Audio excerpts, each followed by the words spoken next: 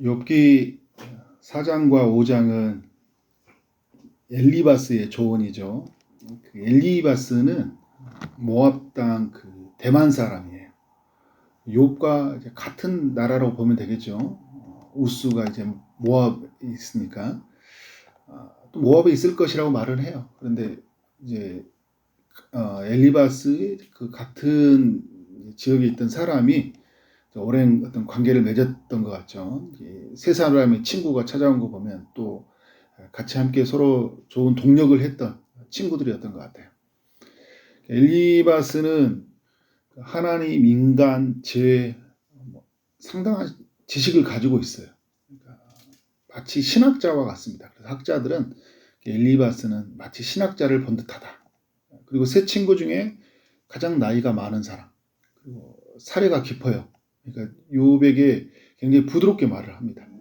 부드럽게 책망하는데 굉장히 기분 나쁘죠.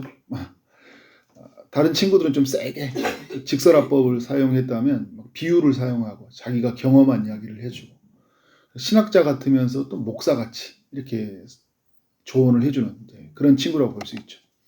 이런 엘리바스가 모든 지식을 동원해서 욥의 고난을 분석을 해주는데, 욥은 죄 때문에 고난이 찾아왔다, 이렇게 정의를 하는 거예요.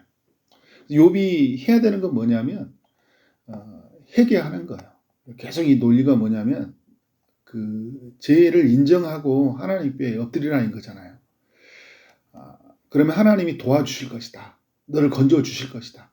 그러니까 지금 욥이 왜 고난을 주시냐고 묻는 것이 아니라 자신의 죄를 회개하고 하나님 앞에 엎드리라는 거예요. 회개가 없는 이 부르짖음, 지금 욥은 3장에서 하나님 앞에 부르짖었잖아요. 너무 고통스럽다고, 태어나지 않았으면 좋겠다고, 차라리 죽는 게 좋겠다고 하나님 앞에 그렇게 말했던 이야기를 보면서, 그런 부르짖음은 하나님이 전혀 응답해 주지 않는다. 5장 1절에 보니까 이렇게 이야기하잖아요. 너는 부르짖어보라, 내게 응답할 자가 있겠느냐. 하나님도 응답해 주지 않고 아무도 너를 도와주지 않는다는 거예요. 거룩한 자 중에 내가 누구에게로 향하겠느냐. 아무도 욥의 부르짖음에 응답해 주지 않는다는 거예요. 하나님이 응답해 주지 않는다, 이야기를 하는 거죠. 2절에 분노가 미련한 자를 죽이고 시기가 어리석은 자를 멸하느니라. 그러니까 분노와 시기의 결과가 그러하듯이 죄의 결과가 그러하다는 거예요. 그러니까 욥은 죄의 결과로 멸망을 당하고 있다는 거예요. 욥기 4장에서 이 엘리바스가 그 욥의 고난을 분석할 때 지식을 동원하잖아요. 신학적 지식을 동원하거든요. 그리고 자신이 받은 환상을 계시를 이야기해줘요. 그러니까 신학자 같으면서도 또 기도원 온장 같은 거예요. 자신이 이제 환상 속에 받았던 말씀을 이야기해주는 거죠. 오늘 이제 읽었던 5장 3절부터 7절에서는 뭐냐면 자신이 어떤 사람을 보았던 이야기를 해줘요. 3절에 보니까 내가 미련한 자가 뿌리 내리는 것을 보고 그의 집을 당장에 저주하였느니라. 그러니까 어떤 미련한 사람, 그 사람이 누구냐면 이제 자기의 그 죄로 말미암아 고난을 당했던 사람이에요. 그 고난 당한 것이 어떻게 고난을 당했냐면 4절에 보니까 자식들은 구원에서 멀고, 그러니까 지금 자식들이 굉장히 버림을 받았다는 거예요. 성문에서 억눌리나 구하는 자가 없다. 자식들을 도와주는 사람들이 없어요. 5절에 보니까 그가 추수한 것은 줄인 자가 먹었다. 그러니까 소득을 얻어도 다 빼앗긴다는 거예요. 먹되 덫에 걸린 것도 빼앗으며, 그리고 올무가 그의 재산을 향하여 입을 벌리니라. 모든 것이 자신에 있는 것을 다 빼앗아 가버리고 있다는 거예요. 6절에 보니까 재난은 티끌에서 일어나는 것이 아니며 고생은 흙에서 나는 것이 아니니라. 결국 재난, 고생은 어디서 나온다는 거예요? 7절에 사람은 고생을 위하여 났으니, 사람에게 고난이 나오잖아요. 근데 그것은 불꽃이 위로 날아가는 것 같으니라. 사람에게 있는 죄가 고난을 일으킨다는 거예요. 불꽃이 위로 올라가듯이 죄는 곧 고난이라는 거예요. 그러니까 지금 아주 굉장히 논리적이잖아요. 욥의 고난은 뭐예요? 니꼬로? 죄라는 거예요. 죄. 너는 죄 때문에 이런 일이 일어났다는 거예요. 여러분, 이런 사고가요, 우리에게도 엄청 깊이 스며 있어요. 그러니까 무슨 일이 생기면 죄부터 찾잖아요. 그러니까 내 자신을 살피는 게 잘못된 건 아니에요. 어디에서 잘못되는지를. 요한계시록의 3장, 요한계시록에서 에베소 교회를 말하는 것처럼 어디에서부터 우리가 어긋났는지를 살펴보는 건 굉장히 중요해요. 그런데 여러분, 우리가 아무리 기도해도 어디서 어긋났는지 잘 모르겠어요. 내 삶 안에는 이런 일이 왜 일어나는지 잘 모를 때가 있어요. 그것을 우리가 쉽게 판단하면 안 되는 거죠. 특별히 다른 사람의 문제는 전혀 알지 못하잖아요. 우리는 보이는 것만 보니까, 그리고 내가 알고 있는 지식으로 그 사람을 어떻게 해요? 바라보잖아요. 그러니까 지금 이 엘리바스는 어떤 미련한 사람을 봤으니까 그 미련한 사람하고 욥과 같은 범주로 이야기를 하는 거예요. 근데 누구보다 이 엘리바스는 욥을 잘 아는 사람이잖아요. 법 없이도 살만한 사람이었는데 어떻게 보면 욥의 옆에서 그렇게 욥에게 왜 일어났을까 이런 질문을 던져야 될 것 같은데 이게 많이 배운 게 문제예요. 배우면 인간을 어떻게 봅니까? 아주 죄 많은 인간을 바라보니까 선한 게 하나도 없다. 그러니까 선한 게 하나도 없는 인간은 죄를 지을 수밖에 없고 그래서 그 죄의 값을 따라서 징계를 받을 수밖에 없다. 이런 논리 구성이 된 것 같아요. 그러니까 엘리바스가 욥에게 요구하는 건 뭐냐면 회개하라는 거예요. 그러니까 8절에 보니까요. 나라면 하나님을 찾겠다. 내 일을 하나님께 했다가리라. 이 말은 욥이 지금 하나님을 안 찾는 게 아니잖아요. 나라면 이런 표현을 했던 건 뭐냐면 나라면 회개하겠다는 거예요. 엎드려지겠다는 거죠. 하나님께 의탁하리라. 그러면서 9절 이하에서 하나님이 어떤 분인지를 이야기를 해요. 하나님은 행하릴 수 없는 큰 일을 행하시며 기이한 일을 셀 수 없이 행하시나니. 하나님이 이런 분이라는 거죠. 그래서 10절에 보니까 비를 땅에 내리시고 물을 밭에 보내시며, 그러니까 세상 모든 만물을 통치하시는 하나님이시죠. 근데 그 하나님이 사람을 통치해 가셔요. 그래서 11절에서는 어떻게 해요? 낮은 자를 높이 드시며 애곡한 자를 일으키사 구원에 이르게 하시느니라. 낮은 자들, 그리고 애곡하는 자들, 그리고 15절에 보면 가난한 자들, 그리고 그 이후에 보면 아픈 자들, 이런 자들 하나님이 그들을 일으키시고 그들을 상처를 싸매어 주시는 분이시라는 거예요. 하나님은 이런 분이라는 거죠. 근데 하나님이 이렇게 선한 이들만 다스려가는 것이 아니라 악한 이들도 다스려간다 이야기를 하고 있어요. 그래서 12절에 보면 교활한 자의 계교를 꺾으사 그들의 손이 성공하지 못하게 하신다. 지혜로운 자가 자기의 계략이 빠지게 하시며 강교한 자의 계략을 무너뜨리신다. 그러니까 그 어떤 계략을 짜고 강교한 자들, 그리고 죄를 범한 자들을 하나님이 그들도 다스려 간다는 거예요. 그러니까 그들을 어떻게 다스려 갈까요? 징계로서 다스려 가는 거죠. 선한 자는 어떻게 할까요? 하나님이 그들을 보상으로서 다스려 가는 거예요. 그러니까 엘리바스는 신명기적 구도를 가지고 있는 거죠. 말씀을 지키는 자에게 복을 주고 말씀을 지키지 않는 자에게는 저주가 임할 것이다. 맞는 이야기예요. 지금 이 엘리바스의 이야기는 상당한 그 신학적 지식을 제공하고 엘리바스 이야기가 틀렸다는 이야기가 아니에요. 다만 지금 욥에게 맞지 않는 말인 거예요. 그러니까 여러분, 우리가 성경의 말씀이 다 맞잖아요. 근데 이게 이 사람에게는 안 맞는 말일 수 있는 거예요.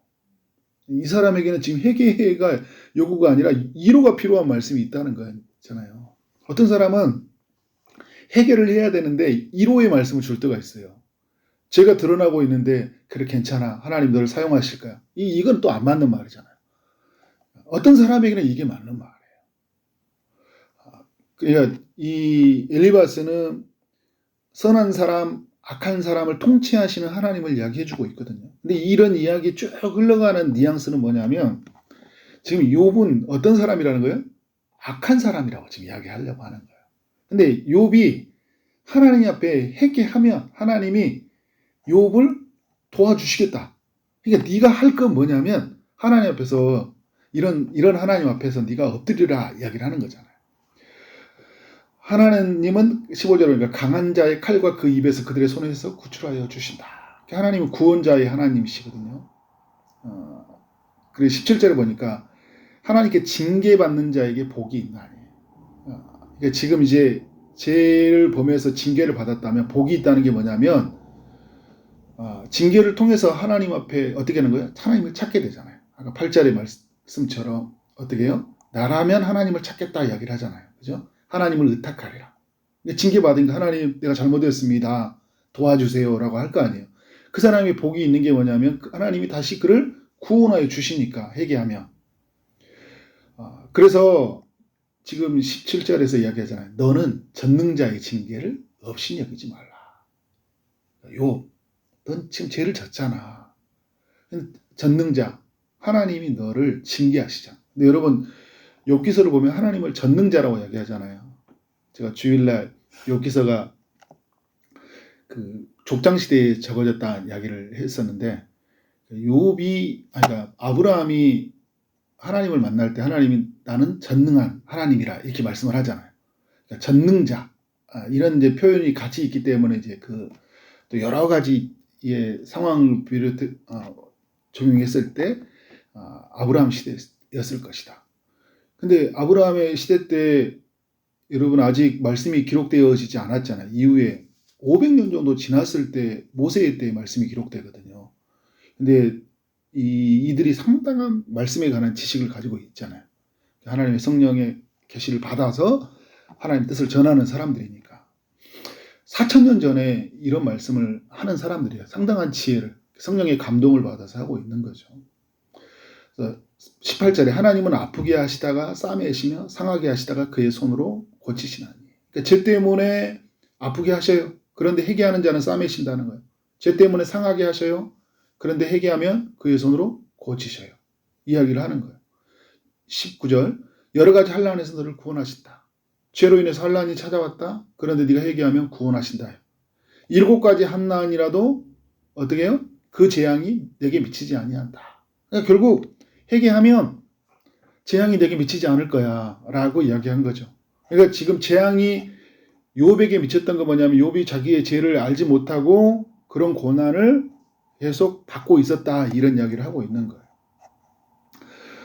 그래서 오늘 이후에 있는 쭉 말씀이 너를 기근 때의 20절에 죽음에서 전쟁 때 칼에 이어서 너를 구원하실 것이다.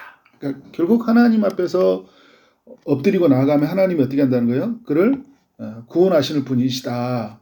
그리고 이후의 말씀을 보면 평안을 주시고 잃어버렸던 가축을 다시 늘어나게 하시고 장수를 주실 것이다. 그러니까 지금 이제 이런 이야기를 통해서 뭐예요? 욥이 잃어버렸던 그 모든 것 있잖아요. 그것을 다시 회복시켜 주실 것이다. 어떻게 하면? 하나님 앞에 엎드려 회개하며. 아까도 그런데 여러분 말했지만 지금 이 욥에게는 이게 필요한 말이 아닌 거예요. 욥에게는 맞지 않는 말인 거예요. 지금 이 엘리바스는 하나님에 관한 지식을 자신이 이제 이 엘리바스가 틀렸다는 건 아니에요. 엘리바스가 이 상당한 신학적 지식을 가지고 있었던 이 이야기 그리고 다른 사람의 그 미련한 자의 이야기를 통해 교훈을 삼아서 자신의 신학 체계 하나님을 알아가는 삶의 체계를 잘 구성한 건 좋은 거예요. 그런데 지금 잘못 적용하고 있는 거예요. 욥에게. 우리가 여러분 이런 실수를 범할 수 있어요. 그러니까 우리가 기도를 많이 하고 말씀을 잘 공부하고 수많은 어려운 사람들을 상담해보고 같이 겪어보면 내 나름대로 어떤 그런 체계가 생기는 거잖아요. 그러니까 여러분 어떤 사람 보면 딱 보면 알아요. 이야기를 하는 순간 알아버려. 그러니까 저도 여러분 많이는 경험은 아니지만 많은 상담도 하고 상황을 봤잖아요. 딱 들어보면 몇 마디 들어보면 이 사람이 무슨 일 때문에 고민하겠다. 이게 딱 들어와요. 그때마다 우리가 거부해야 돼요. 어떤 걸 거부해야 돼요? 내가 보는 것이 전부가 아니다. 내가 들리는 것이 전부가 아니다. 이 사람이 무슨 일 때문에 이런 고난과 이런 상처를 입었는지 이런 아픔을 지금 겪고 있는지를 하나님께 물어봐야 되겠죠. 그러니까 빠른 조언보다 뭐가 필요할까요? 위로해주고 기도해주는 게 필요해요. 그러니까 이런 조언은 굉장히 무서운 거예요. 그래서 우리가 팀켈러 목사님 말하면 복음은 조언이 아니라 소식이라고 하잖아요. 뭔가를 조언해주는 이야기가 아니에요. 소식은 뭐예요? 주님이 오셨습니다. 주님이 당신과 함께 하실 것입니다. 주 안에 있는 주님이 보내신 성령이 당신으로 하여금 무엇인지를 알게 하실 것입니다. 우리는 역할을 누구로 알려줄까요? 우리에게 상담하는 사람이 있고 우리에게 고난받는 사람이 있을 때 우리는 그리스도에게로 연결해야 돼요. 하나님께로 연결하는 역할이 있고요. 그래서 하나님이 그에게 말씀해 주시도록 하나님이 상처를 싸매어 주시도록 우리는 들어주고 위로해주고 같이 하나님의 뜻을 알아가도록 계속 그 일을 기도해 주는 거 굉장히 중요하다. 그렇게 쓰여지는 여러분 되어지기를 주님 이름으로 축원합니다. 네, 기도하도록 하겠습니다. 하나님 아버지, 여기서의 말씀을 통하여서 고난의 그 어려움을 당하는 지체가 얼마나 고통스러운지를 깨닫게 하시니 감사합니다. 주님, 우리 주변에 고난에 처해 있는 이들이 있을 때 섣부른 판단으로 그들을 생각하지 않게 하여 주시고 또 우리가 알고 있는 지식이 전부가 아니라는 것을 알고 또 그 사람에게 또 맞지 않는 말이 될 수 있다는 것을 알고 하나님 때에 맞는 말을 하게 하되 무엇보다 그들을 위해서 기도하며 위로하며 그들을 하나님 앞에 인도하는 삶을 살아갈 수 있도록 역사하여 주옵소서. 하나님, 그리고 우리 주변에 고난받는 사람이 너무나 많이 있습니다. 주님의 특별한 위로가 있길 원합니다. 하나님의 돌보심이 있게 하여 주옵소서. 오늘도 아픈 중에 있는 이들에게 주님 찾아가셔서 치료의 광선을 비춰주시고 고쳐 주옵소서. 취업을 준비하고 결혼을 준비하고 임신을 준비하고 출산을 준비하고 또 여러 시험을 준비하고 있는 이들 주님께서 찾아가셔 응답하여 주시되 또 오늘 수요일마다 드려지는 각 교회에 하나님의 영을 부어주셔서 성도들 안에 큰 기쁨을 누리는 시간 되게 하여 주옵소서. 우리와 함께 하신 주님을 찬송합니다. 예수 그리스도 이름으로 기도를 싸움나이다. 아멘.